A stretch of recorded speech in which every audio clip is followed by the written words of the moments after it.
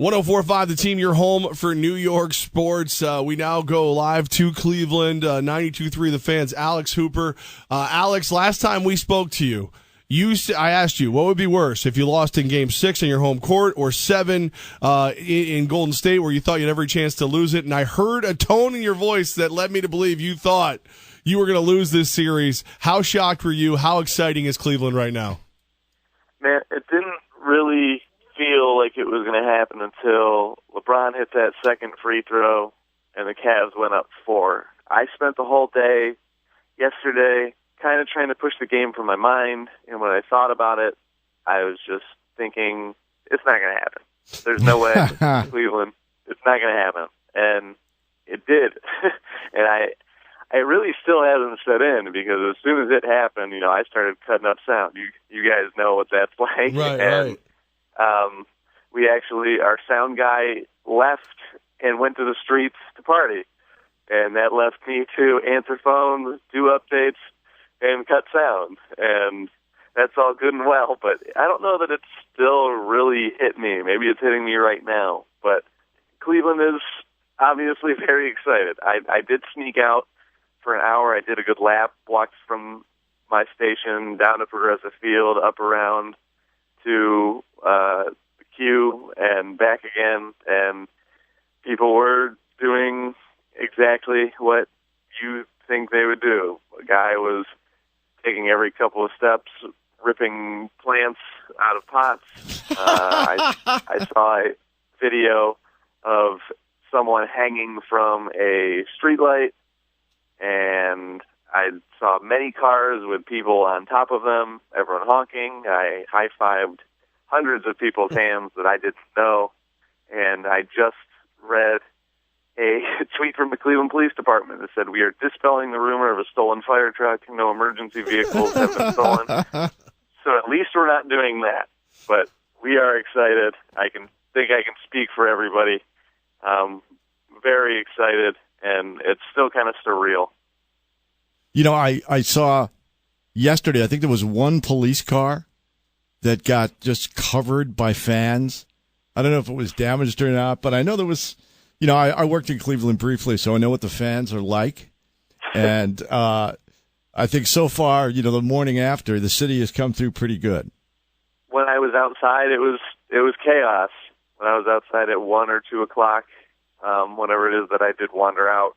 And, yeah, I did see the police car with the broken windshield being towed away. The fire truck did not get stolen, but that did happen. Also, Flannery's on East 9th, I think.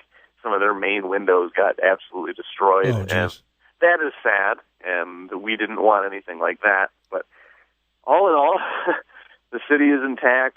Nothing burned down to my knowledge. 104.5 The Team, Levac and Wolf, joined by 92.3 The Fans, Alex Hooper in Cleveland. Alex, some of the things that I noticed from last night's game real quick, Kevin Love, did he do enough in that game to endear himself back to the people of Cleveland? Yeah, I don't think anyone cares now that it's over. Once the league year restarts and the first time someone says, well, you can get blank for Kevin Love, I think people are going to say, well, yeah, that you might have to do that. I think Golden State's just a bad matchup for him. And I think all those rebounds in the early going, that should tell people what he is worth, because they were huge. And Tristan Thompson was not quite what he was in Game 6, but Kevin Love filled that role, and that's what he's supposed to do. He missed some shots, the exact shots that he works for, that LeBron looks to get him. A couple missed threes, a couple hook shots where he didn't catch the ball deep enough, and with a win, people will kind of say, all right, maybe the criticism's too much and we're just trying to find holes. Alex Hooper of 92.3 The Fan. Now, Alex, I might be reading too much in this. You would know more than I do because you're right there in Cleveland. We hear that there's still animosity between Dan Gilbert and LeBron James. There was a moment where Doris Burke asked him directly, Dan Gilbert that is, after the game, about LeBron James. I feel like he pretended he couldn't hear her so he didn't have to directly thank LeBron James on that podium last night. Am I crazy? I didn't hear that, but what I did see was that awkward handoff of the Larry O'Brien trophy from Dan Gilbert to LeBron. It looked like they wanted to stay as far apart as possible, and LeBron then threw that thing in the air, and everything started. I have not heard anything. There have not been any reports or Chris Broussard tweets about there being a rift between those two still. I would imagine that LeBron kind of put a wedge in between them in that situation, because when he returned, he had all the leverage, he had all the power, and I think Dan Gilbert just wanted what he got last night. If there is animosity, I think it's just LeBron towards Gilbert. I would hope that Gilbert didn't try to avoid him, because he did say at one point, this is what LeBron James and the Cleveland Cavaliers deserved. So he singled LeBron out and made him that entity that kind of carried the team. But no, I don't think there's too much animosity, and if they haven't been able to put things aside, I think they can now. I think they'll let this set in, take a step back, and they'll look at each other and they'll hug and maybe both say sorry. Maybe I'm just being too emotional and expecting too much out of it, but I think they're good. We are joined by 92.3 The Fan in Cleveland's Alex Hooper. Alex, there are some people, and as crazy as they may be, that think once that championship is delivered to Cleveland, LeBron will test the open market again. If that were to happen, what kind of backlash would come out of Cleveland? I would hope none. I was asked, Les Levine, the guy who took to the airs when the Cavs won, kind of one of the most respected people in this town, looked at us when it was tied yesterday, and he said, would you take LeBron leaving for this one championship? And he said, and then before he could even pose the second question, everyone just said, yeah, that's fine. I don't think people would be terribly mad at him because he did what he promised. And I think a lot of the backlash the first time around was because he had said so many times that he was going to deliver that championship to Cleveland, and then he did not. Obviously, people here would have been upset had he left anyway. I'm not trying to say that they wouldn't have.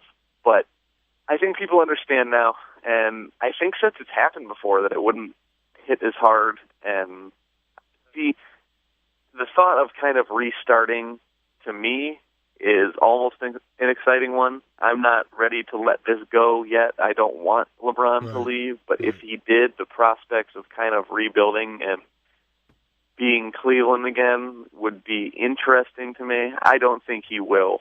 I think now that he's won a championship and shown what he can do and rally from 3-1 and silence all those doubters, I think anything he wants, anybody he wants, will come to Cleveland. I think Dwayne Wade would come here now if, the opportunity presented itself. I think he is able to control this franchise, control this roster, and stay home with his kids and, be in Cleveland with his wife and family. I think that's all that really matters to him now, because he doesn't really need to do anything else for his legacy.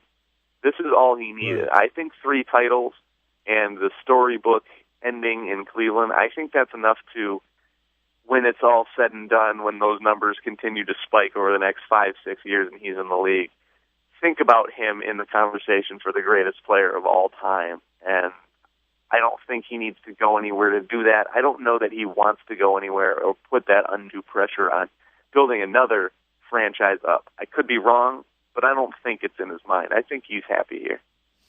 Okay, honest answer. When he broke down and cried, did you? I didn't. There was a point where I got very teary-eyed, and I may have tried to work up some tears just to kind of overdo it in the moment, but I never actually did. I had to go straight into business mode, and I didn't have the time to really sit there and let my emotions get the best of me, and even though, I wanted to. I got close, but I did not cry. If there was anything that made me emotional, it was that, though, because it was sincere. And a lot of the things LeBron does are seemingly contrived because, he's tasked with controlling the media narrative, with being everything even off the court to this team. When he was emotional, I think it was all of that pressure on him being released. I think he was happy for the season, or for the city, rather. But I think he was happy for himself because he put all of that pressure on himself. He put this city on his back. He wrote that letter and said, I am going to do this. And anytime anyone wanted to criticize this team or Kevin Love or Kyrie Irving or this coaching staff, LeBron would put it on him.